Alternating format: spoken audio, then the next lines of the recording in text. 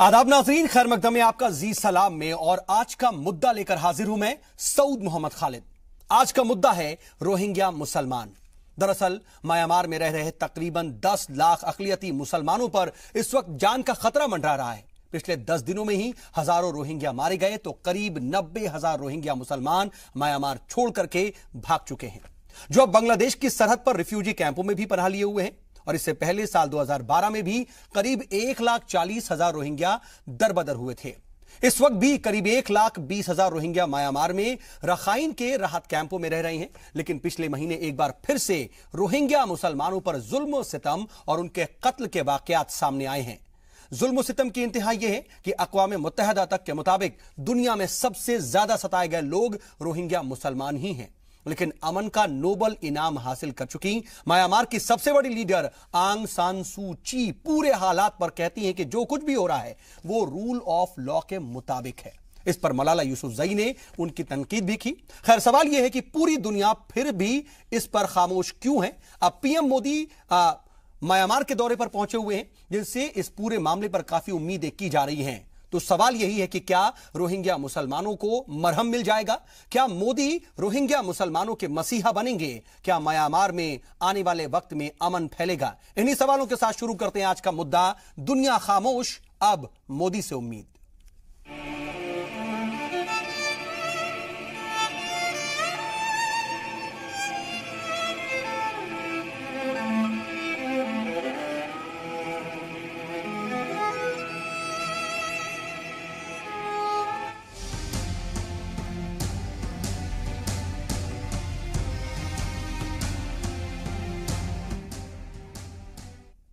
जी हां, PM Modi Myanmar के दौरे पर हैं और उनसे रोहिंग्या मुसलमानों को लेकर के भी उम्मीदें जाहिर की जा रही हैं। दरअसल चीन में ब्रिक्स इजलास के बाद पीएम मोदी म्यांमार के दौरे पर हैं। मोदी के इस दौरे से रोहिंग्या मुसलमानों में उम्मीद जागी है कि उन पर हो रहे जुल्म सितम के खिलाफ वो अपनी बात रखेंगे और खास तौर पर भारत में रह रहे रोहिंग्या मुसलमानों को भी पीएम मोदी के इस दौरे से मरहम की उम्मीद है। पूरे मामले पर एक खुसूसी रिपोर्ट आपको दिखाते हैं, उसके बाद इसी पर होगी बातचीत की शुरुआत।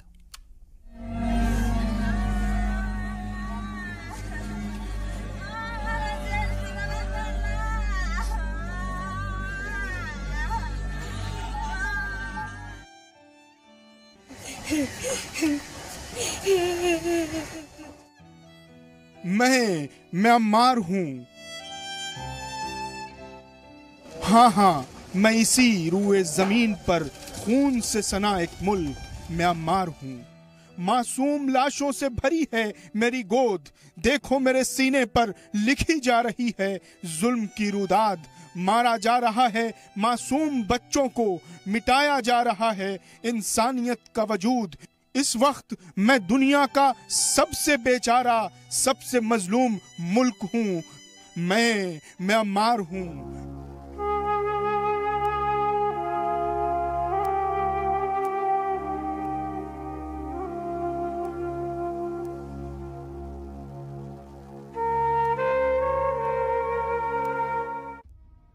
आज पूरी दुनिया खामोश है लाशों से पटे मेरे रखाइन के मक्तल पर। देखे हैं कभी आपने कटे हुए मासूम बच्चों के जिस्म, लाशों से अलग जिस्म के हिस्से? मेरे मुस्कुराते हुए बच्चों के चेहरे पर मली गई है बारूद। मैं तुम्हारी दुनिया का सबसे बेबस मुल्क म्यांमार हूँ। सुनो दुनिया वालों, सड़ी गली मासूम लाशें पुकारती हैं तुम्हें। सुनो खामोश बिलखती चीखों का ऐलान कि तुम्हारी दुनिया अब नफरत की आखिरी लकीर पर खड़ी है। अगर अब इस जुल्म को नहीं रोका गया तो तुम्हारी दुनिया के खत्म होने का शायद आगाज है ये। ब्रिक्स इजलास के बाद पीएम मोदी म्यांमार के दौरे पर है। मोदी के दौरे से रोहिंग्या मुसलमानों में एक उम्मीद जगी है कि मोदी म्यांमार में हो रहे कत्ल गारत पर अमन का पैगाम देंगे, जिससे म्यांमार में अमन पैदा होगा। क्योंकि भारत में भी रोहिंग्या मुसलमान एक मसला बनते जा रहे हैं। म्यांमार से भागे करीब 40,000 रोहिंग्या मुसलमान भारत में अलग अलग हिस्सों में पनाह लिए हुए हैं। हाल ही में भारत में रह रहे रोहिंग्या मुसलमानों ने सुप्रीम कोर्ट में अर्जी लगाकर भारत में रहने की अपील की थी, जिस पर सुनवाई करते हुए अदालत ने मरकजी सरकार से उसके रुख का जवाब 11 सितंबर को मांगा है। यूएन के मुताबिक 25 अगस्त के बाद म्यांमार से तकरीबन 90,000 पनाह गुज़ीर बांग्लादेश पहुंचे हैं। इनमें से ज्यादातर रोहिंग्या हैं। वजह यही है कि पूरी दुनिया की नजर पीएम मोदी के म्यांमार दौरे पर लगी हुई है, क्योंकि भारत के म्यांमार से बहुत मजबूत रिश्ते हैं और भारत म्यांमार में हो रहे तशद्दुद पर अपनी राय रखेगा। म्यांमार दौरे के दौरान पीएम मोदी म्यांमार से और मजबूत रिश्ते कायम करने पर खास तवज्जो रखेंगे, क्योंकि चीन भी म्यांमार से अपने रिश्तों को लेकर काफी संजीदा है। इससे पहले मोदी ने म्यांमार को भारत का करीबी दोस्त कहा है। जराये के मुताबिक पीएम मोदी बहादुर शाह जफर की मजार पर भी जा सकते हैं, लेकिन खासकर हिंदुस्तान में रह रहे रोहिंग्या मुसलमान की आस भरी निगाह पीएम मोदी के इस दौरे पर टिकी हुई है। मुजम्मिल अय्यूब, जी मीडिया।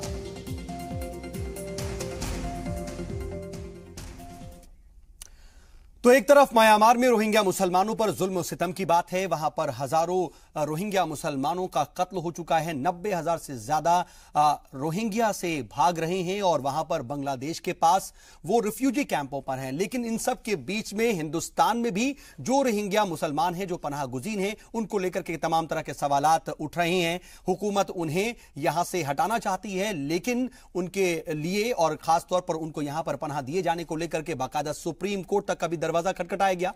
इन सब के बीच पीएम मोदी का जो म्यांमार दौरा है, वो क्या कुछ उम्मीद लेकर आया है रोहिंग्या मुसलमानों के लिए, इस पर हम बातचीत करेंगे और इसके बीच में हम यह समझने की कोशिश करेंगे कि रोहिंग्या मुसलमानों की जो हालात है वो आखिर इतने बदतर और बदतरीन क्यों हैं। क्या आने वाले वक्त में कोई ऐसी सूरत है जिससे उनके हालात बेहतर हो सके। इस पर बातचीत के लिए हमारे साथ खास पैनल मौजूद है। अपने मेहमानों से आपका तारुफ करा देते हैं। हमारे साथ इस वक्त 3 खास मेहमान जुड़ चुके हैं। हमारे साथ इस वक्त स्टूडियो में हैं Islamic scholar doctor Khwaja Iftikhar Ahmad Sahab. इसके अलावा हमारे साथ हैं ज़कात फाउंडेशन के प्रेसिडेंट डॉक्टर सैयद जफर महमूद साहब, जो कि रोहिंग्या मुसलमानों को लेकर के भी तमाम काम कर चुके हैं और करते रहे हैं। इसके अलावा हमारे साथ कांग्रेस की तरफ से कांग्रेस लीडर शहजाद पूनावाला साहब हैं। आप सभी मेहमानों का कार्यक्रम में और प्रोग्राम में बहुत बहुत इस्तकबाल। और ख्वाजा इफ्तिकार अहमद साहब, मैं आपसे सबसे पहले जानना और समझना चाह रहा हूं कि रोहिंग्या मुसलमानों का जब जिक्र आता है, यूएन तक ये कहता है कि सबसे ज्यादा सताया हुआ जो तबका है वो रोहिंग्या मुसलमान है, लेकिन इन सब के बीच में आंग सान सू की की जो किरदार है, जो रोल है, उसको किस तरह से देखें। अगर नोबेल प्राइज जीती हुई कोई नेता जो कि अब म्यांमार की बागडोर संभाल रही है, भले ही वो काउंसलर की इस वक्त एक रोल में है, लेकिन बावजूद उसके इख्तिदार या फिर पावर उनके हाथ में है, फिर भी वो इस पर चुप हैं, 6 हफ्तों से कुछ नहीं बोल रही हैं। तो ऐसे में क्या कुछ उम्मीद है इनके आगे आने वाले वक्त में मुस्तकबिल को लेकर के और इनकी बेहतरी के लिए? देखिए, सबसे पहली बात तो यह है कि जो बर्मा में जिस तरीके से मासूम बेबस लाचार मुसलमानों का कत्लेआम किया जा रहा है, सबसे पहली चीज़ तो उसको कंडेम करने की ज़रूरत है, बिना किसी लाग लपेट के। दूसरी चीज़ ये है कि जब हम रोहिंग्या मुसलमानों की बात करेंगे तो हमें 3 तरह से इस मसले को देखना पड़ेगा। पहली चीज़ तो ये है कि एक हिंदुस्तानी होने की हैसियत से हमारे लिए ये एक ह्यूमैनिटेरियन इशू है, इंसानी हमदर्दी का इशू है। ठीक है, मुसलमान आलम के लिए, मुस्लिम वर्ल्ड के लिए ये एक मुस्लिम इशू है। और क्योंकि जिस दुनिया में अब हम रहते हैं, इसको हम ग्लोबल विलेज कहते हैं और ग्लोबल सिटीजनशिप का एक कॉन्सेप्ट है, उस हवाले से ये एक इंटरनेशनल इशू है। तो तीनों तरीके से हमें इस मसले को देखना पड़ेगा। मैं पहले इस मसले को हिंदुस्तान की नज़र से देखना चाहता हूँ। आपके सबके इल्म में ये बात है कि आज प्राइम मिनिस्टर मोदी जो हैं वो इस वक्त म्यांमार के अंदर मौजूद हैं। हिंदुस्तान की कुछ तारीखी रिवायतें रही हैं, कुछ हमारी विरासतें हैं और कुछ हमारे माजी के तजर्बात हैं, जिसमें हमने इंसानी हमदर्दी की बुनियाद पर उन तमाम मजलूमों की मदद करने के लिए अपने आप को आगे रखा है कि जो दुनिया के अंदर मुख्तलिफ मौक़ों पर इस किस्म के हालात से दो चार होते रहे। हमने उनको कभी तनहा नहीं छोड़ा, ना हमने फ़लस्तीनियों को तनहा छोड़ा, ना हमने बांग्लादेश के बंगालियों को हमने तनहा छोड़ा, ना हमने कश्मीर से जुड़े हुए कश्मीरी पंडितों को हमने छोड़ा, और ना इसी तरीके से दुनिया के मुख्तलिफ हिस्सों के अंदर। लेकिन साहब, जो आप इशारा कर रहे हैं वो कहीं हिंदुस्तान के लिए आने वाले वक्त में दिक्कत तो नहीं पैदा करेगा? मैं सिर्फ ये अर्ज कर रहा हूँ कि हमें एक हिंदुस्तानी होने की हैसियत से और अपनी रिवायात का, जो हमारी माजी की सुनहरी रिवायात हैं, इस हवाले से हमें उसको जिंदा रखना है। और हमें वजीर आजम से ये कहना भी चाहिए और वजीर आजम से ये उम्मीद भी रखनी चाहिए कि वो इस मौके का इस्तेमाल करके, क्योंकि बर्मा को हिंदुस्तान की सख्त जरूरत है, यकीनन स्ट्रेटेजिक बर्मा की वैल्यू है, हमें भी उससे अच्छे ताल्लुकात की जरूरत है। इन तमाम चीजों को जहन में रखने की जरूरत है और वजीर आजम को वाज़ेह मौक़िफ़ इख्तियार करना चाहिए। अपना अखलाकी और अपना सिफारती दबाव हुकूमत म्यांमार पे बनाना चाहिए। आपने जो वहाँ की वजीर आजम की बात की है जिनको नोबेल प्राइज मिला हुआ है, मैं समझता हूँ आज उनके नोबेल प्राइज का इम्तिहान है कि जिन बुनियादी चीज़ों को सामने रखकर, उनकी जद्दोजहद को सामने रखकर इंसानी हुकूक की और जमहूरियत की जो लड़ाई उन्होंने बरसा बरस तक लड़ी है, जिसके नतीजे में वो म्यांमार वापस आई, जिसके नतीजे में आज वो जमहूरी तौर पर उस मुल्क की वजीर आजम है, उनकी ये जिम्मेदारी बनती है कि वो अखलाकी कदरों का और इंसानी हुकूक का ख्याल करें और इन बेबस और लाचार लोगों के साथ खड़ी कहती हैं। नहीं सर, बात तो ये होता है कि पहले वो खामोश रहती हैं, जब उनसे बाकायदा इस पर एक प्रेशराइज किया जाता है उन्हें और उस पर जवाब आता है तो वो ये कहती हैं कि जो कुछ भी हो रहा है वो रूल ऑफ लॉ के मुताबिक है। इसका मतलब है जो कत्ल गारत हो रही है, जो जुल्म सितम हो रहा है, वो होने दिया जाएगा। देखिए, अगर वो ये कह रही हैं कि रूल ऑफ लॉ के मुताबिक है, तो मैं ये कहना चाहता हूं कि आप ये बताइए कि जो आपने 1982 के अंदर जो सिटीजनशिप कानून बनाया, उसके अंदर से अपने मुल्क के शहरियों को आपने सिटीजनशिप तक नहीं दी। आप कौन से रूल ऑफ लॉ की बात कर रही हैं? मुझे बताइए। अमेंडमेंट किया जा सकता है, तो अमेंडमेंट क्यों नहीं किया गया? 25 साल बाद तो वहां पर इलेक्शन होता है, वहां के हालात हम ये समझ रहे हैं। यानी ये आप बताइए कि मुल्क के जो शहरी हैं बाज़ाब्ता, उनको आप शहरियत तक नहीं देते और उसके बाद में आप कहते हैं रूल ऑफ लॉ की बात है। मतलब ये रूल ऑफ लॉ की धज्जियां उड़ा रहे हैं। आने वाले वक्त में वहां पर महफूज तो नहीं है ना रोहिंग्या मुसलमान? यकीनन महफूज नहीं है। आप समझिए 85,000 लोग तकरीबन बांग्लादेश जा चुके और हमारे यहाँ 40,000 लोग मौजूद हैं। सुप्रीम कोर्ट के अंदर केस चल रहा है और हुकूमत से उसका मौका। लेकिन बात तो यही है ना कि थाईलैंड हो या फिर बांग्लादेश हो, ये कहीं ना कहीं किसी भी तरह से मदद नहीं कर रहे हैं। लेकिन जफर महमूद साहब, मैं आपके पास आना चाह रहा हूं। रोहिंग्या मुसलमानों की अगर बात होती है और हिंदुस्तान में जो पनाह गुज़ीर रोहिंग्या मुसलमान हैं, उनका जब जिक्र आता है तो कई तरह के खदशात जाहिर किए जाते हैं। कहा जाता है कि ये किसी तरह से इस्तेमाल हो सकते हैं, ये दहशतगर्दी में मुलव्वस हैं, मुल्क की सिक्योरिटी के लिए भी ये खतरा हैं। आप तो इनके लिए बाकायदा काम कर रहे हैं। तकरीबन 200 रोहिंग्या मुसलमान एक तरह से आपकी सरपरस्ती के साथ वो रह रहे हैं। आपको क्या ऐसा लगता है जो इस तरह की जो इस पर सियासत हो रही है, उसमें कहीं कोई भी दम है? देखिए साहब, पहले तो हमारे फैक्ट्स क्लियर होने चाहिए कि हिंदुस्तान में इस वक्त जो आदाद व शुमार हैं उसके हिसाब से 3 लाख से ज़्यादा रेफ्यूजीज इस वक्त हिंदुस्तान में हैं।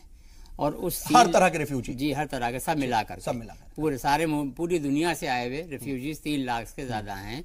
उसमें से 1 लाख से ज़्यादा तमिलनाडु के हैं, 60,000 से ज़्यादा तिब्बत के हैं और कुछ ममालिक के और भी हैं। और यहाँ जो बात हो रही है म्यांमार की, तो म्यांमार के सारे सब जोड़ जाड़ लीजिए, उसको हाइपर बोल कर दीजिए, बढ़ा दीजिए, तब भी 12-14 हजार से ज्यादा नहीं बनते। नहीं, लेकिन सर मैं असल में इस पर आना चाहूंगा क्योंकि अगर संसद में बोले तो किरण रिजिजू कहते हैं 10,500, लेकिन कहा जाता है कि कहीं ना कहीं ये आंकड़ा जो है अनरजिस्टर्ड पर 40,000 पहुंचता है। ऐसा है, देखिए, उसके लिए या तो हुकूमत वो करे, सर्वे करे, या फिर UNHCR जो कह रही है वो बात माने। United Nations of high commission refugees जो है वो जो कह रहा है उसके हिसाब से मैंने फिगर्स आपको दी।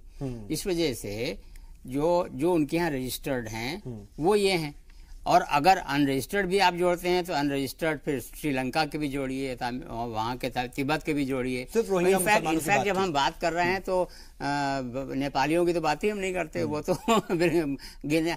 तो दूसरी बात मैं आपको फौरन ही जो बताना चाह रहा हूँ वो ये कि सुप्रीम कोर्ट में बहुत पहले एक केस आ चुका है जिसमें कि वो ये कह चुका है कि जो आर्टिकल 21 है, पर्सनल लिबर्टी और राइट टू लाइफ और पर्सनल लिबर्टी का जो राइट है, जो हक है, वो रिफ्यूजीज को भी एक्सटेंड होता है कॉन्स्टिट्यूशन ऑफ इंडिया के हिसाब से, जिससे कि गवर्नमेंट ऑफ इंडिया बंधी हुई है। तीसरी बात जो मैं आपको अर्ज करना चाह रहा हूँ वो यूनाइटेड नेशंस की जनरल असेंबली का एक डिक्लेरेशन हुआ था, साल भर भी नहीं हुआ। इनफैक्ट इस वक्त हम आप बात कर रहे हैं, मान लीजिए कि उसकी पहली एनिवर्सरी है, क्योंकि सितंबर 2016 में वो डिक्लेरेशन हुआ था। उसमें हिंदुस्तान के नुमाइंदे के तौर के ऊपर हमारे minister of state of external affairs मौजूद थे, जो पहले आर्मी में थे। तो और उस जाहिर है जो वहाँ मौजूद थे, डिक्लेरेशन हुआ तो हिंदुस्तान उसका पार्ट एंड पार्सल है। उसमें भी ये बात लिखी हुई है कि साहब रेफ्यूजीज के बारे में सॉफ्ट कॉर्नर रखने की जरूरत है। मैं तफसील में नहीं जा रहा, 4-5 खास मुद्दे उसमें तय हुए थे। एक सबसे बड़ा जो उसमें तय हुआ था कि बराए मेहरबानी कोई मुल्क ये तय करते वक्त कि किस रेफ्यूजी को अपने यहाँ रखना है, किसको नहीं रखना है, मजहब की बुनियाद पर न तय करे। आज ऐसा हो रहा है क्या? जी आप देखिए ना, आप किसी पाकिस्तान से जो हिंदू आते हैं तो उनके लिए तो रेड कारपेट रिसेप्शन बिछा हुआ है, लॉन्ग टर्म वीजा भी ले लीजिए पहले से आउट ऑफ द वे जा करके, और बिल्कुल डिक्लेयर्ड पॉलिसी है कि अगर हिंदू कहीं से इन मुल्कों से आते हैं तो हम ले लिए जाएंगे। लेकिन ये कि म्यांमार से बेचारे बहुत थोड़े से लोग, और जबकि जितना जुल्म सितम वहां हो रहा है उतना कहीं हो ही नहीं रहा। चाहूंगा पूरी दुनिया कह रही है। हुकूमत की पॉलिसी की बात कर रहे हैं या फिर हिंदुस्तान की पॉलिसी ये रही है कि कहीं से भी हिंदू आए? मौजूदा हुकूमत। ठीक है, पहले ये भी बहुत जरूरी है, पहले ऐसा नहीं रहा है। पहले तो ऐसा, इनफैक्ट यहाँ मैं ये भी बताता चलूँ आपको कि हिंदुस्तान की किसी भी हुकूमत की अब तक कोई डिक्लेयर्ड पॉलिसी रिफ्यूजी के ऊपर रही ही नहीं है, साफ नहीं आई। हाँ, आई नहीं है। लेकिन ये जो मैंने कुछ बातें आपको अर्ज की, constitution of India, supreme court, ये वो उससे ये बात तय हो जाती है कि ये बात तय हो जाती है कि ये थोड़े बहुत लोग हैं। न कहीं से कोई रिपोर्ट आई है कि किसी रोहिंग्या ने कोई एंटी नेशनल काम किया हो, तो भाई अगर कोई कर रहा हो या किया हो तो फौरन निकाल बाहर करिए, जरूर करिए। धुआं है तो कहीं चिंगारी होगी, लेकिन इसकी बुनियाद क्या है, जरूर इस पर हम बात करेंगे। धुआं ही नहीं है ना, प्रॉब्लम तो ये है, बगैर धुएं के जब बात हो तब बात और होती है। ठीक है, लेकिन शहजाद पूनावाला साहब, देखिए बात ये कही जा रही है कि अगर उन्हें दरबदर किया जाता है, यहाँ से उन्हें डिपोर्ट किया जाता है, तो इंसानी हुकूक की खिलाफ वर्जी है ये, और ये बात कही जा रही है। चलिए सुप्रीम कोर्ट के दरवाजे पर भी पहुंचे हैं, लेकिन मौजूदा हुकूमत की जो मौकिफ नजर आ रहा है और आपका जो अपना स्टैंड है उस पर क्या कहेंगे? आपको क्यों लगता है कि उन्हें यहीं रहना चाहिए? उनको नहीं किया जा सकता है यहाँ से दरबदर। इसलिए नहीं किया जा सकता क्योंकि हमारी नैतिक जिम्मेदारी तो छोड़िए, भारत इतना बड़ा मुल्क है, एशिया का और दुनिया का एक मॉरल लीडर है, उसको छोड़ दिए, नैतिक कानूनी हम लोग बंधे हुए। मैं आपको समझाता हूँ। एक कस्टमरी इंटरनेशनल लॉ है, मतलब एक इंटरनेशनल लॉ का प्रिंसिपल है जिसको सारे देशों को मानना है, क्योंकि हम सिग्नेटरीज है United Nations declaration on human rights के। इसके अलावा हमारे 3-4 और कॉवेनेंट्स हमने साइन किए, रेटिफाई किए। उसमें एक प्रिंसिपल है कि अगर मान लो आप आए बांग्लादेश से, आप आए कोई भी मुल्क से, और आपका धर्म कुछ भी हो, अगर आपको उसी मुल्क में वापस भेजने से आपकी जान को खतरा है तो मैं आपको वापस भेज ही नहीं सकता। डिफाउलमेंट, तो हम लोग इससे बंधे हो। पहली बात, सुप्रीम कोर्ट इसको अपहोल्ड करेगा। दूसरी बात, जैसे आर्टिकल 21 का हवाला दिया कि वो एप्लीकेबल है किसी को भी, हर ह्यूमन बीइंग को। नहीं तो लेकिन अभी सुप्रीम कोर्ट का जो मौकिफ नजर आ रहा है वो ऐसा लग रहा है कि वो सरकार पर छोड़ रहा है। नहीं, वो ऐसा रिपोर्ट मांगी है, रिपोर्ट मांगी है उन्होंने। मैं आपको क्लियर कर दूं और एक पोजीशन। तीसरी बात, इन्होंने कहा है कि कुछ इन्होंने टेरर थ्रेट का हवाला देते हुए किरण रिजिजू के और मिनिस्ट्री ऑफ होम अफेयर्स ने सारे स्टेट गवर्नमेंट्स को कहा है कि इनको आइडेंटिफाई करके डिपोर्ट कीजिए। मैं इनसे पूछना चाहता हूं, हमारे पास 14,000 registered United Nations high commission refugees के रजिस्टर्ड ये लोग हैं। 6,000 जम्मू कश्मीर में है, बाकी दिल्ली में श्रम विहार में जहां पे हम लोगों का भी काम चलता है। वो मुझे एक FIR दिखा दे, एक FIR। अगर एक FIR सरकार ने मुझे दिखा दी कि इन्होंने कोई चोरी चपाटी की या एक दूसरे के बीच में झगड़ा, रेप, किडनैपिंग, एक FIR दिखा दे तो मैं इनको मानूं कि टेरर थ्रेट है। तमिलनाडु के जो रेफ्यूजीज जब आते थे, जैसे उन्होंने जिक्र किया और आज भी है, LTTE बनी थी, याद है आपको? प्रभाकरन ने हमारे देश के राजीव गांधी को मारा है, प्रधानमंत्री को, तब भी हमने तमिलियन को वापस नहीं भेजा, प्रधानमंत्री मारा उन्होंने हमारा। तो आप एक तमिलियन जिन्होंने मारा प्रभाकरन के लोगों ने, तब भी आपने सारे तमिलियंस को जो यहाँ पे श्रीलंकन है उनको आपने आतंकवादी कहकर वापस नहीं भेजा। तो रोहिंग्या का एक FIR चोरी का भी नहीं है, तो आप कैसे भेज रहे हैं? हम समझ गए, लेकिन ये बताइए जो हो रहा है या सरकार का मौकिफ नजर आ रहा है, क्या उसके पीछे सियासत है, उसके पीछे मजहब है, क्या है? क्योंकि बीजेपी के मैनिफेस्टो में साफ साफ उन्होंने लिखा कि हम हमारे बॉर्डर खोल देंगे तमाम हिंदू रेफ्यूजीज के लिए। हमारे देश की पॉलिसी, और 2011 में हमने इसको क्लैरिफाई किया है, आप देख लीजिए MHA के गाइडलाइंस में, कि कोई भी रेफ्यूजी अगर आता है, ये MHA का आज भी गाइडलाइन है स्टैंडिंग, कोई भी रेफ्यूजी आता है उसको यहां पे पनाह मिलेगी और बिना एक लीगल प्रोसेस के उसको वापस नहीं भेजा जा सकता, और अगर उसकी जान को खतरा है तो उसको वापस हरगिज नहीं भेजा जा सकता। ये हमारी प्रिंसिपल आज है, स्टैंडिंग प्रिंसिपल है, इसको नहीं वायलेट किया जा सकता अनलेस ये लोग पार्लियामेंट में कोई कानून लाए।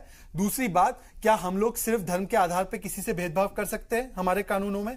यह आर्टिकल 14 के खिलाफ वर्जी है। तीसरी बात, हम लोगों का यूनाइटेड, अब मैं आपको इंटरनेशनल पर्सपेक्टिव देना चाहता हूं। मोदी जी म्यांमार गए हैं, उन्होंने ये स्टेटमेंट उनकी गवर्नमेंट से आया है आज की, वो बात करेंगे इस पे। इसके अलावा यूनाइटेड नेशंस को भी काम करना होगा। यूनाइटेड नेशंस की रिपोर्ट है कोफी अन्नान की कि इस मामले को सॉल्व करने के लिए उनको जो 1982 के हवाले से कहा गया है कि उनको जो शहरियत नहीं है वो दिया जाना चाहिए। इसके अलावा यूरोपियन यूनियन, यूनाइटेड नेशंस, और मैंने सुना है कि तुर्की के जो प्रेसिडेंट है, प्राइम मिनिस्टर है अर्दोवान जी, वो क्योंकि ओआईसी के प्रेसिडेंट है अब, तो ओआईसी भी इस मैटर को टेकअप कर रहा है। तो हमें उम्मीद है कि ये लोग सभी लोग मिलके म्यांमार की सरकार पे प्रेशर डालेंगे और प्रेशर डाल के यही इसको किस तरीके से उनको अधिकार दिए जाए और उनको सेफ्टी दी जाए और वहां पे United Nations peace keeping force रखनी चाहिए, तो United Nations peace keeping force रखी जानी चाहिए। ठीक है, ये रखना चाहिए, लेकिन हिंदुस्तान की जिम्मेदारी यहां पर क्या आप देखते हैं और क्या वो अपनी जिम्मेदारी पर आगे बढ़ता हुआ हुकूमत नजर आ रही है? हिंदुस्तान की जिम्मेदारी है कि इनको देखिए, हम उनको नागरिक नहीं बना सकते, ठीक है, ये बात सही है, ठीक है, तो उनको कम से कम टेम्पररी स्टे, यूनाइटेड नेशंस का जो रेफ्यूजी कार्ड होता है वो, और यहाँ पे जो बुनियादी अधिकार और बुनियादी जो इनको फूड, क्लोथिंग, शेल्टर है वो हमको देना ही है। वो हम लोग कटिबद्ध है मॉरली और लीगली, इंटरनेशनली भी, और हमको ये देना ही है और हमारी सरकार को करना भी चाहिए। पर हम पूरे लोगों की जिम्मेदारी नहीं ले सकते, इसलिए हमारी सरकार को उनकी सरकार पर दबाव डालना चाहिए ताकि उनको वहीं पे पनाह मिले और जगह मिले और सुरक्षा मिले। ठीक है, मैं आता हूं, हमारे साथ अभी बीजेपी के भी तर्जुमान जुड़ने वाले थे, वो अभी नहीं है, नहीं तो मैं उनका भी रिएक्शन लेता, लेकिन हमारे साथ डॉक्टर ख्वाजा इफ्तिखार अहमद साहब है, मैं आपके पास आना चाह रहा हूं। इफ्तिखार अहमद साहब, ये जो अगर हम इंटरनेशनली देखें तो आप ये कह रहे हैं कि वो वहां महफूज नहीं है रोहिंग्या मुसलमान म्यांमार में, तमाम जो बैनुल अक़वामी सतह पर प्रेशर बिल्डिंग की कोशिशें हो रही हैं, बावजूद इसके म्यांमार में उनके हालात बद से बदतर होते जा रहे हैं। एक तरफ ये बात, दूसरी तरफ अगर हम मौजूदा सूरत हाल इस वक्त हिंदुस्तान के अंदर की देखें तो ये भी तो तादाद बढ़ती जा रही है, तो क्या ये आने वाले वक्त में किसी तरह की परेशानी का भी सबब बनेगा? चलिए ठीक है, मॉरली बंधे हुए हम उनको पनाह देंगे, हम तमाम चीजों का फॉलो करेंगे, लेकिन क्या ये तादाद जो बढ़ रही है इसके पीछे आप भी देखते हैं कि ये सियासत है और सियासत को लेकर के रोहिंग्या मुसलमानों को डिपोर्ट करने की बात हो रही है? देखिए, जफर साहब ने और शहजाद पूनावाला साहब दोनों ने इसकी कानूनी हैसियत अभी आपके सामने रखी है, और ये मुल्क हमारा जो है ये कानून से और आइन से चलता है, तो और इसी तरीके से जो इंटरनेशनल हमारे कमिटमेंट्स हैं उनसे चलता है। तो हम न तो अपने इंटरनेशनल कमिटमेंट से पीछे हट सकते हैं, ना हम अपने आइन और अपने कॉन्स्टिट्यूशन से पीछे हट सकते हैं। लिहाजा जो जिम्मेदारी हुकूमत की बनती है रेफ्यूजीज़ के हवाले से, उनके स्टेटस के हवाले से, उनके स्टे के हवाले से, उनकी जो फूड, शेल्टर और क्लॉथिंग की जो मामलात हैं उसके हवाले से, उसको तो हमको निभाना ही होगा, उससे हम दस्तबरदार नहीं हो सकते तावक्त के गवर्नमेंट ऑफ इंडिया कोई नई पॉलिसी तब्दील करे और कोई अमेंडमेंट लाए। ये पोजीशन बड़ी बात होगी सर हमारी। दूसरी बात जो कहना चाहता हूँ वो ये है कि देखिए, अभी मैंने आपसे शुरू में कहा था कि एक बात तो वो है जो इंसानी बुनियाद पर हमने अपने मुल्क के हवाले से कही। बहैसियत मुसलमान जो है वो ओआईसी एक बहुत बड़ा ऑर्गेनाइजेशन, इसके 58 मेंबर्स हैं।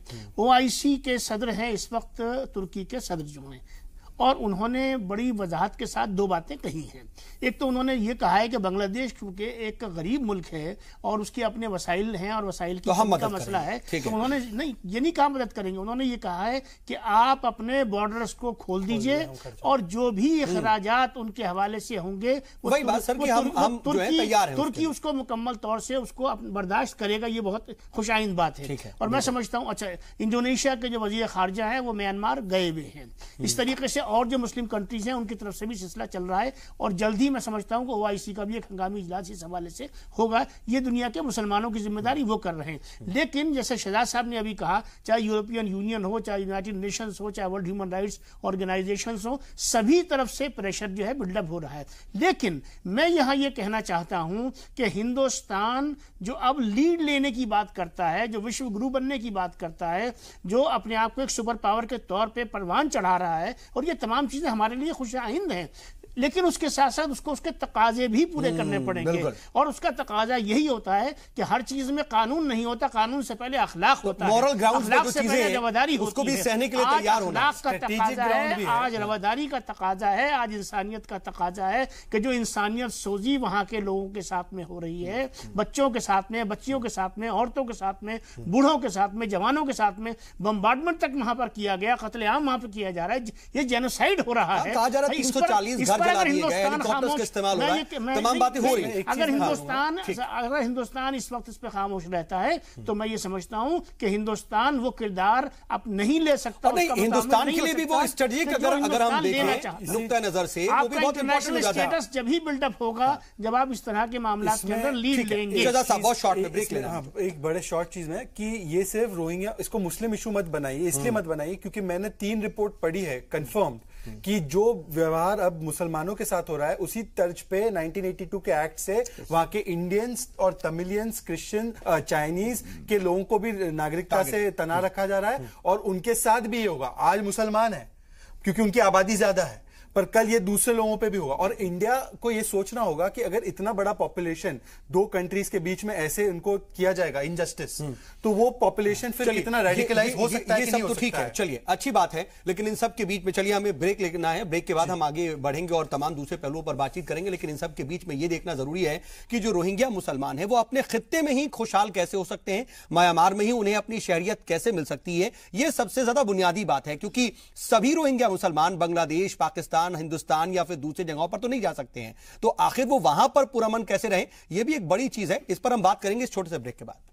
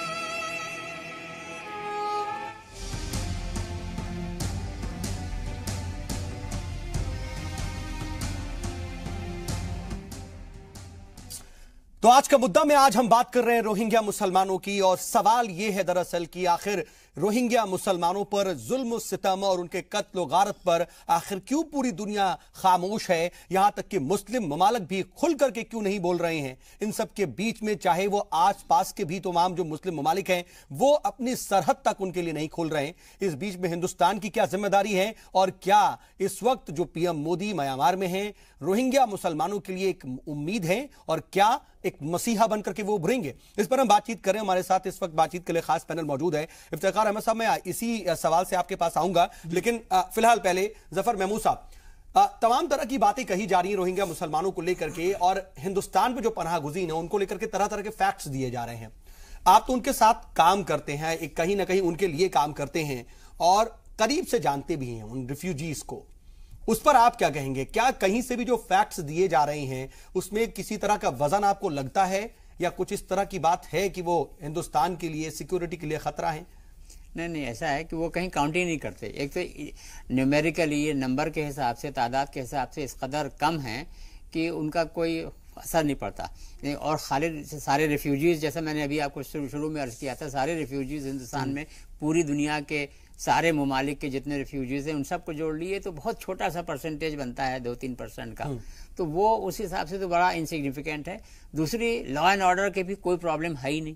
इनफैक्ट अभी रिसेंटली जब से अखबारात में और मीडिया में ये आना शुरू हुआ कि गवर्नमेंट ने इस तरह का खत लिखा है स्टेट गवर्नमेंट्स को कि आप लोग उनको आइडेंटिफाई करिए, निकालिए, उसके पहले कहीं किसी मीडिया में कुछ था ही नहीं, कोई प्रॉब्लम थी ही नहीं उनके ताल्लुक से। ऐसा नहीं कि कोई कहीं कोई जिक्र ही नहीं था, ना कोई थी नहीं। लेकिन हाँ। सुनिए, लेकिन ये कि ये जो लेटर गया स्टेट गवर्नमेंट्स को, उसी से बात शुरू हुई है। तो आप अगर गौर करें तो एक्चुअली अभी आप पूछ रहे थे 2-3 बार कि सियासत है कि नहीं, तो सियासत ही सियासत है। क्योंकि आज के टीवी में आया है न्यूज में कि साहब ये जो रिजिजू साहब हैं minister of state for home, उन्होंने आज क्लैरिफिकेशन इशू किया है और उन्होंने कहा है कि अव्वल तो अभी ये तय नहीं रिपोर्ट करना, लेकिन अगर रिपोर्ट उन्हें किया भी जाएगा या इस तरह की कोई कार्रवाई करनी भी है तो उनके साथ कोई जोर जबरदस्ती नहीं होगी। ये उन्होंने क्लैरिफाई किया है। इसके मतलब ये हो गया कि ये जो पूरा मुद्दा उठाया गया वो एक्चुअली रोहिंग्यास को हटाने के लिए नहीं उठाया गया था, बल्कि किसी दूसरे कॉन्स्टिट्यूएंसी को पैंडर करने के लिए उठाया गया था। तो वो तो एक बात हो गई। दूसरी बात जो एक ये भी पॉलिसी प्रेजेंट गवर्नमेंट ने बनाई है कि हिंदूज कहीं से भी हो तो आ जाएंगे। तो भाई आज की जो खबरें हैं उसमें ये भी है कि जो बांग्लादेश में लोग पहुंचे हैं उसमें 500 से ज्यादा हिंदू भी हैं। तो क्या उनको बुलाएंगे? और क्या करंट गवर्नमेंट ऑफ इंडिया उनको नहीं, तो क्या ये होगा कि उनको छांटा जाए और बोला जाए कि यही मैं कह रहा हूँ। तो ये बड़ा धर्म संकट में पड़ जाएंगे अगर ऐसा करेंगे तो। तीसरी चीज ये जो बहुत अहम मुद्दा है, और आपके टीवी चैनल से मैं सारे सामीन तक मैं ये बात पहुंचाना चाहता हूं और गवर्नमेंट ऑफ इंडिया तक भी, कि देखिए नेशनल इम्पोर्टेंस बहुत अच्छी चीज़ है, नेशन को इम्पोर्टेंस देना बड़ी अच्छी बात है, लेकिन उसकी हद होना बड़ा ज़रूरी है। अगर कौमी मफाद जो है नेशनल इंटरेस्ट, अगर उसमें और ह्यूमन इंटरेस्ट में, इंसानी मफाद में आपस में कोई तजाद होता है तो आप सब लोग मिलकर के तय करिए कि किसको ऊपर रहना चाहिए। नेशन क्यों बनाया गया? नेशन की भी बाउंड्री बदलती रहती है। ऐसा नहीं है कि नेशन की बाउंड्री जो आज है वो 1000 साल पहले भी थी या 1000 साल बाद भी होगी। तो नेशन की सिग्निफिकेंस कन्वीनियंस के लिए है, आसानी के लिए। किनकी आसानी के लिए? इंसानों की। लिहाजा इंसानों का मफाद उससे ऊपर नेशन के मफाद को रख देना, कौम के मफाद को, मुल्क के मफाद को इंसानों के मफाद से ऊपर रख देना, ये कहीं की इंसानियत नहीं है। ये तो नहीं सर, ये चीज लेकिन फिर भी बात है ना कि सबको इस बारे में सोचना चाहिए। शहजाद साहब, मैं आ रहा हूं, सवाल पूछना चाहता हूं दोनों, क्योंकि बड़े एक्सपर्ट्स भी है इस चीज में, कि ऐसे तो हमारे मुल्क कहते हैं मुस्लिम मुल्क है, बांग्लादेशी लोग जो है क्यों नहीं दे रहे इनको ज्यादा मदद? बाकी के जो मुस्लिम कंट्रीज है जो अभी तक उन्होंने किया, ये आज की प्रॉब्लम। वही बात मैं भी पूछ रहा था, मैं भी इसको दूसरे अंदाज में पूछ लूं महमूद साहब, क्वेश्चन हमको करना चाहिए, बाकी ममालिक की क्या जो है जिम्मेदारी बनती है? आपने ये बात कही, तो क्या ये सिर्फ और सिर्फ हिंदुस्तान पर ही आयद होती है? तमाम क्या बांग्लादेश पर, पाकिस्तान पर, श्रीलंका पर और तमाम दूसरी जगहों पर नहीं होती है? सऊदी अरब पर? अभी जो सवालात शुरू में आपने किए थे वो मुद्दा सिर्फ इतना था कि जो करंट सेंट्रल गवर्नमेंट है, मरकजी हुकूमत है, उसने अभी हाल में एक ये लेटर लिखा कि साहब जो बांग्लादेश उसके म्यांमार के लोग हैं उनको निकाल भेज दिया जाए, ठीक है, तो वो उसके ऊपर गुफ्तगू हुई। अब आप इसके ऊपर पूछ रहे हैं तो इसी पर भी सुन लीजिए। मेरे नजदीक पहली चीज तो ये कि जैसा कि शहजाद पूनावाला साहब ने शुरू में कहा था कि इसको धर्म से मत जोड़िए, इसको मजहब से मत जोड़िए, उससे भी मैं मुत्तफिक हूं किसी हद तक कि हाँ भी धर्म से नहीं जोड़ना चाहिए। लेकिन ये भी तय है कि जितने आ रहे हैं उसमें से बड़ी तादाद में मुसलमान ही हैं, तो लिहाजा ये बात तो ज़रूर देखनी पड़ेगी कि जो मुस्लिम ममालिक हैं वो क्या कर रहे हैं।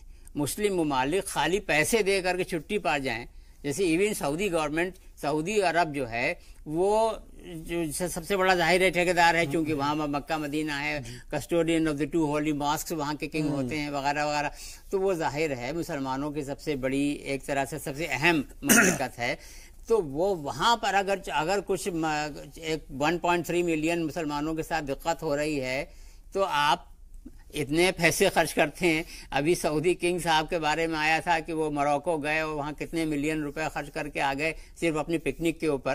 तो ये तो डबल स्टैंडर्ड्स में इंसानी हुकूक और उनके बिल्कुल इंसानी हुकूक की पाबंदी करनी चाहिए।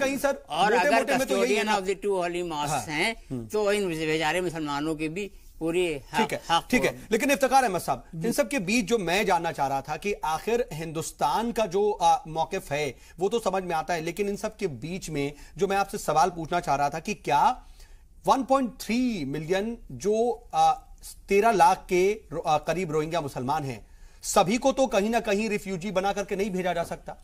अगर उनका मुस्तकिल ठिकाना म्यांमार में ही पुरअमन तरीके से रख दिया जाए या कोशिश ऐसी की जाए, चाहे बैनुल अक़वामी सतह पर यूनाइटेड नेशन के जरिए, कि म्यांमार कहीं ना कहीं इस ओर दबाव महसूस करे और कहीं कुछ अमेंडमेंट करे 1982 के कानून में कि वो वहां पर पुरअमन तरीके से रहें, उन्हें शहरियत मिले, क्या इस ओर कदम नहीं बढ़ाया जा सकता? ठीक है, फौरी तौर पर उन्हें कहीं ना कहीं पनाह गुज़ीन के तौर पर रखने की बात कही जा रही है, लेकिन एक मुस्तकिल जो उसका हल है वो क्या होगा? देखिए, 2-3 चीजें हमें समझनी पड़ेंगी।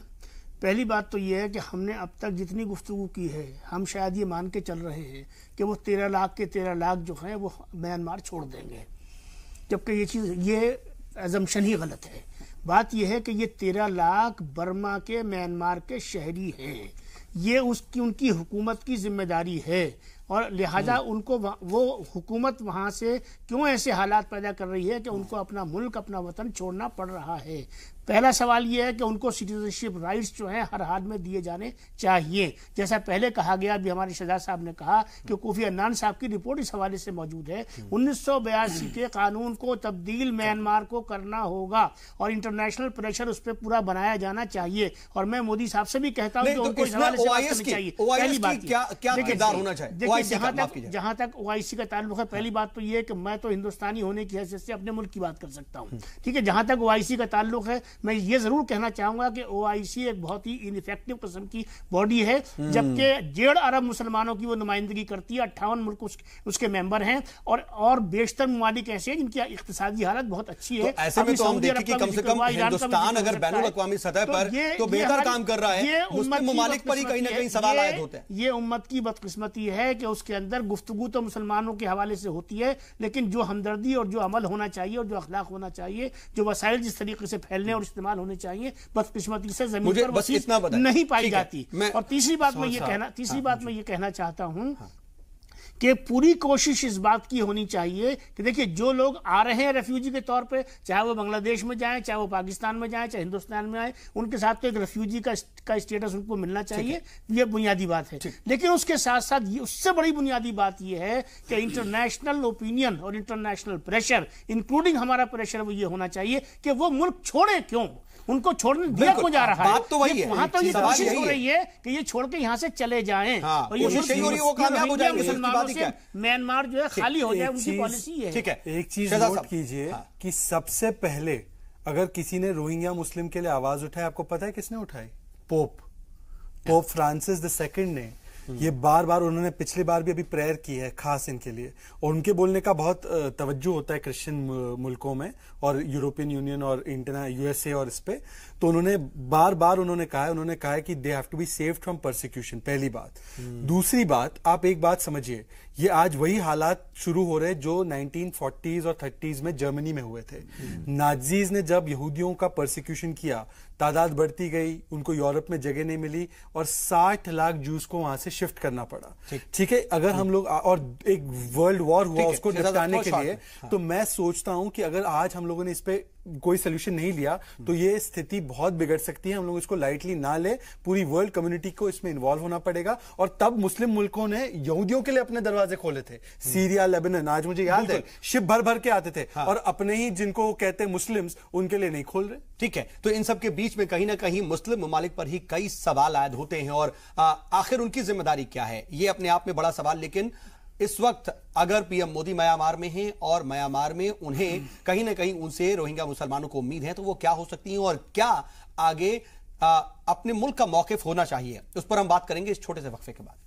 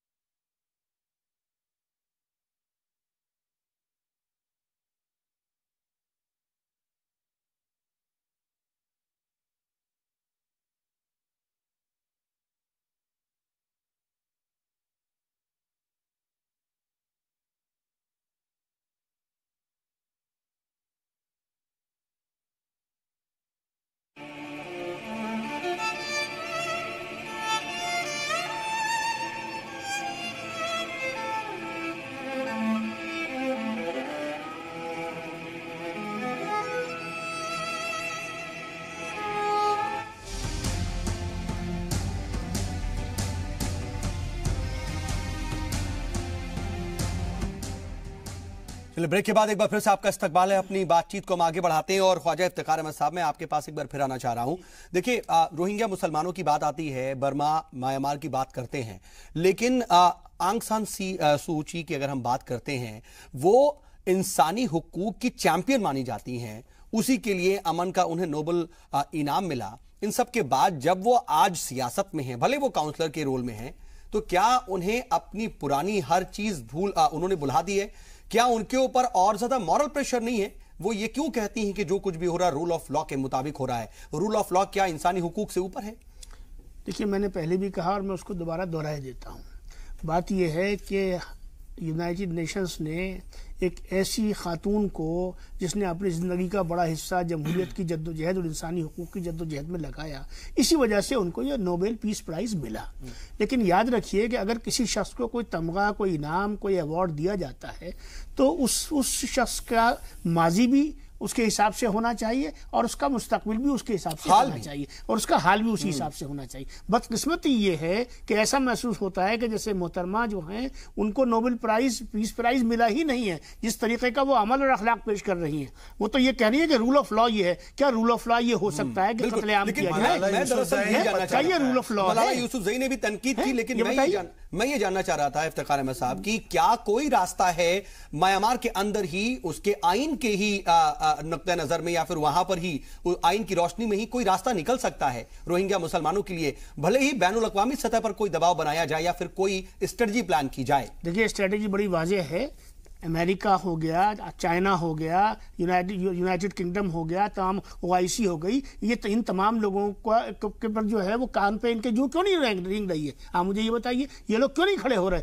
3-4 लोगों के साथ कोई वाकया मगरिब में हो जाता है तो पूरा मगरिबी दुनिया जो है वो खड़ी हो जाती है। यहाँ तो हजारों का कत्लेआम हो गया और बराबर वो सिलसिला जारी है, लेकिन यह है कि कहाँ है ह्यूमन राइट्स की आवाजें? मगरिब से भी आवाजें नहीं उठ रही। मैं तो क्या यूएन अपनी तरफ से ये कह देता है कि सिर्फ सबसे ज्यादा सताए हुए रोहिंग्या मुसलमान हैं, तो क्या वहां तक उसकी जिम्मेदारी महसूस है? सवाल ये कि इसके कह देने से तो मसला नहीं हल होता। बिल्कुल, मैं यूनाइटेड नेशंस क्यों बनाई गई है? यूनाइटेड नेशंस इसलिए बनाई गई है कि जब मुल्क जो हैं वो फेल हो रहे हों अपनी जिम्मेदारियों को निभाने में, अपने फराइज की अदायगी में, तो हो रहा है, लेकिन उसका तो अक़वाम, मैं म्यांमार के हवाले से कह रहा हूं, हिंदुस्तान के हवाले से नहीं कह रहा। तो अक़वाम मुत्तहिदा की ये जिम्मेदारी है कि वो तमाम आलमी बिरादरी की नुमाइंदगी करते हुए मामलात के अंदर इंटरवीन करे। यूनाइटेड नेशंस को डायरेक्टली इंटरवीन करना चाहिए और सिक्योरिटी काउंसिल को इसके लिए हंगामी इजलास बुलाना चाहिए और जो सेक्रेटरी जनरल है उनको इसमें लीड लेनी चाहिए। खाली ये बयानबाजी से मसला नहीं हल होगा। हजारों लोग कत्ल हो रहे हैं, आप बयान दे रहे हैं का इंतजार हो रहा है। शहजाद साहब, इसमें एक चीज समझिए, ऑंग सांग सू की पॉलिटिशियन है, नेता है,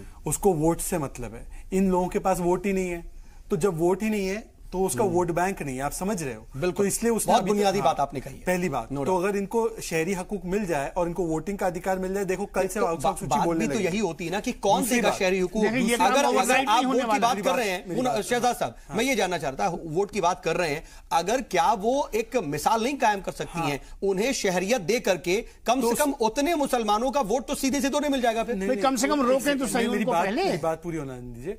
तो वहां पे उसने, देखो वो तो कोई ग्रेट लीडर है नहीं, उसने वो तो बता दिया कि उसको नोबेल पीस प्राइज दिया गया, शायद वो उसकी हकदार थी नहीं, क्योंकि वो स्टेट्समैन नहीं है, स्टेट्सवुमन नहीं है। अब कम से कम आप सोल्यूशन की बात कर रहे हो ना कि म्यांमार में क्या सोल्यूशन, तो सोल्यूशन 3 है। एक, इनको उनका शहरी हक दिया जाए, उनको वोटिंग के अधिकार दिए जाए और वहां पे यूनाइटेड नेशंस की पीस कीपिंग फोर्स या कोई सिक्योरिटी फोर्स के साथ उनको वहां पे सुरक्षा दी जाए ताकि वो वहां रह सके।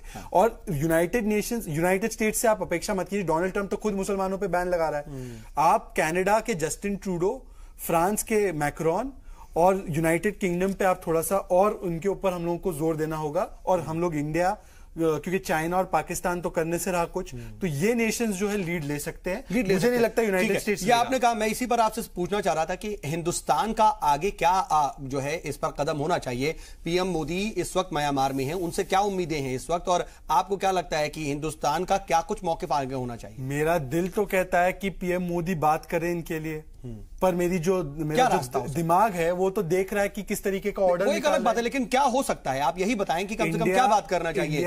इंडिया म्यांमार पे बड़ा दबाव डाल सकता है। जो हमारे पास इस वक्त पनाहगुज़ीन रोहिंग्या मुसलमान हैं उनके लिए ही सिर्फ बात करे, या फिर वहां पर जो इस वक्त हालात है उसको लेकर के भी कोई रोल अदा कर सकता है? उसके लिए भी करना पड़ेगा कि वहां पे एक तो क्या रोल अदा कर सकता है? तो वो पहले तो वो म्यांमार को कह सकता है कि वो वायलेंस बंद कर दे, ठीक है ना, क्योंकि वहां पे कुछ लोग अगर आतंकवादी है तो आप पूरे गांव के गांव और लोगों के लोग। सवाल ये उठता है, म्यांमार हमारी बात मानेगा क्यों? मानेगा क्योंकि हमारे उनके साथ इंटरेस्ट बहुत सारे हैं, बिजनेस इकोनॉमिक इंटरेस्ट है। और प्लस इंडिया सिर्फ अकेले बात नहीं करेगा, इंडिया उनको बताए कि इंटरनेशनल फोरम्स पे हम लोग जो है उनका साथ नहीं देंगे। जब यूनाइटेड नेशंस में बात आएगी, OIC ले आएगा या यूरोपियन, जोरदार तरीके से स्ट्रेटेजिक वे में ये बात होनी चाहिए। तो हम लोग उनको कह दे क्लियरली कि अगर ये चलता रहा तो हम आपका साथ नहीं दे पाएंगे यूनाइटेड नेशंस में, हम आपको फिर आपके हाल पे छोड़ देंगे, फिर आप पे सैंक्शंस लगेंगे या आप पे कुछ और एक्शन होगा तो हम आपके साथ नहीं हो पाएंगे। तो इसलिए आप अभी सुधर जाओ। ठीक है सैयद जफर महमूद साहब, भाई ये समझना चाह रहा था, इन सब के बीच में हम हिंदुस्तान के रोहिंग्या मुसलमानों की बार बार जिक्र कर रहे हैं क्योंकि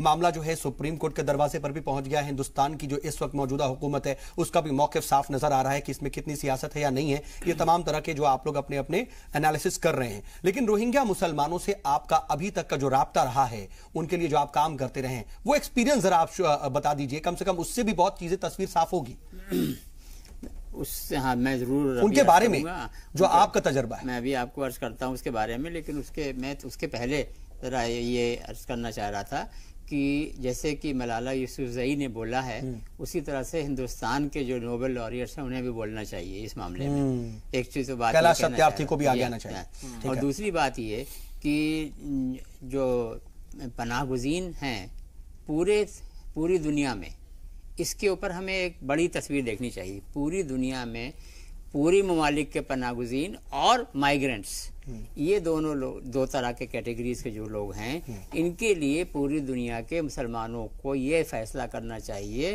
कि ज़कात और सदक़े में मद क्रिएट कर दें, इनके लिए परमानेंट फैसिलिटी क्रिएट करने के लिए। सर लेकिन सर ये सब बिना टेम्परेरी, कहीं ना कहीं टेम्परेरी ही जो है सॉल्यूशंस हैं, मुस्तकिल सॉल्यूशन नहीं निकल पा रहा है। क्योंकि ये जो माइग्रेंट्स की प्रॉब्लम है वो पूरी दुनिया की प्रॉब्लम है और चलती है और लास्ट दुनिया तक रहेगी। इसलिए मैं ये चाह रहा था कि आप अपना तजर्बा भी बता दें। मैं वो भी अर्ज कर रहा हूँ। तीसरी बात ये है कि मोदी साहब से डिफरेंट होने की उम्मीद है और वो उम्मीद नहीं छोड़नी चाहिए। मुझे तो है उनसे उम्मीद कि उनको अगर अपना स्टैचर कुछ और बात करते तो हम उनसे क्या उम्मीद करें, वही तो बात हो जाती है। ये कहीं कंट्राडिक्शन आएगा। वो इंटरनल पॉलिटिक्स वाली बात और होती है मुल्क के अंदर, लेकिन एज ए वर्ल्ड स्टेट्समैन ये उम्मीद हम कर सकते हैं। हाँ, उम्मीद करनी चाहिए हमें, और मुझे उम्मीद है। और आखिर में जो आप मुझसे पूछ रहे हैं वो ये हुआ था कि 5 साल पहले बहुत से वहाँ के पनाहगुज़ीनों ने म्यांमार के UNHCR का दफ्तर घेर लिया था दिल्ली में, तो अखबारात में आने लगा था। तो उसके बाद पुलिस ने उनको हटाया, कहीं डाला बहरहाल आखिर में कुछ लोग चले गए थे दिल्ली से बाहर।